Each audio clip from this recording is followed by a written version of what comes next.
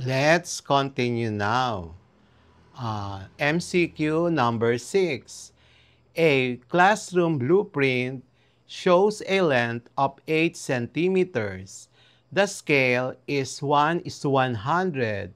What is the actual length? A. 8 meters.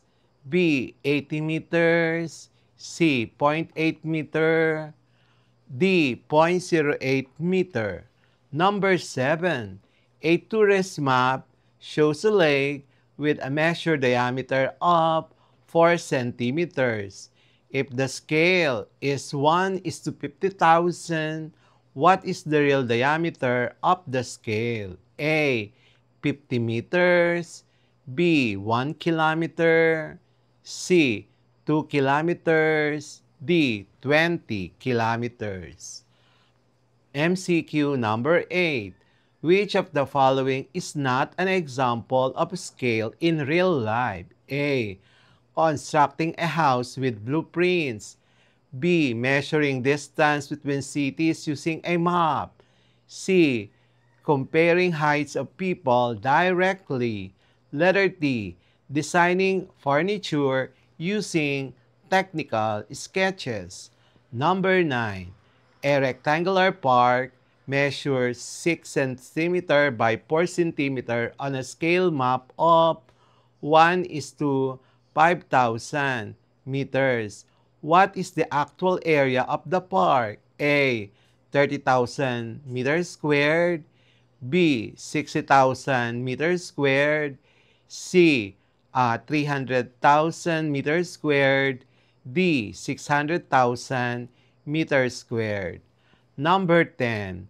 Which scale would show the greatest detail on a map?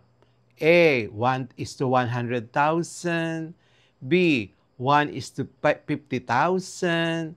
C. 1 is to 25,000. D. 1 is to 10,000.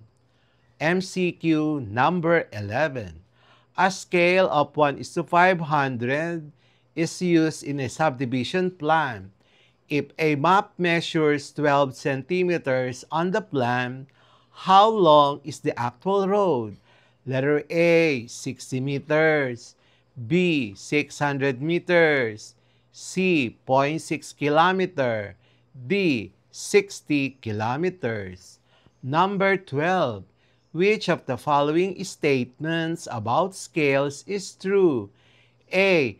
A larger denominator in the ratio means more detail. A smaller denominator in the ratio means less detail. Letter C. A larger denominator in the ratio means less detail. D. Scale does not affect detail. Number 13. A building blueprint shows a window that is 2 centimeters wide with a scale of 1 is to 100. How wide is the window in real life? A. 20 centimeters. B. 200 centimeters. C. 2 meters. D. Both B and C. Number 14. Which scale is most important when working with scales? A. Memorizing map symbols. B. Multiplying and dividing correctly. C. Drawing straight lines. D. Identifying colors on maps. MCQ number 15. Why are scales important in blueprints, maps, and sketches? Letter A. To make drawing colorful. B. To make objects look realistic. C. To represent large objects on smaller paper proportionally. Letter D. To confuse the viewer. Answer key for MCQ, Quarter 2, Measurement and Geometry, Lesson 5, using scale to interpret and compare distances on maps, blueprints, and sketches is as follows. Number 1, C, scale. Number 2, B, ratio. Number 3, B, 5 kilometers. Number 4, C, 100 meters. Number 5, B, blueprint. Number 6, C, 2 kilometers. Number 7, A, 1:10. Number 8, C, 4 kilometers. Number 9, C, 25 kilometers. Number 10, C, 60 kilometers.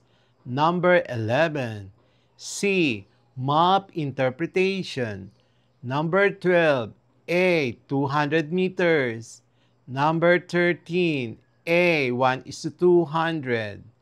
Number 14, A, 2.5 kilometers. Number 15, A, architectural drawing. And that's it for today's lesson here on Smile Road. If you learned something new today, don't forget to hit that like button and share this video with your classmates. And make sure to subscribe and tap the notification bell so you'll be the first to know when a new lesson drops. This is Sir M, reminding you that learning doesn't stop after the bell rings. Keep asking, keep exploring, and always walk the road of knowledge with a smile. Smile Road, where curiosity meets discovery. Bye-bye. See you in our next lesson. Thank you, everyone.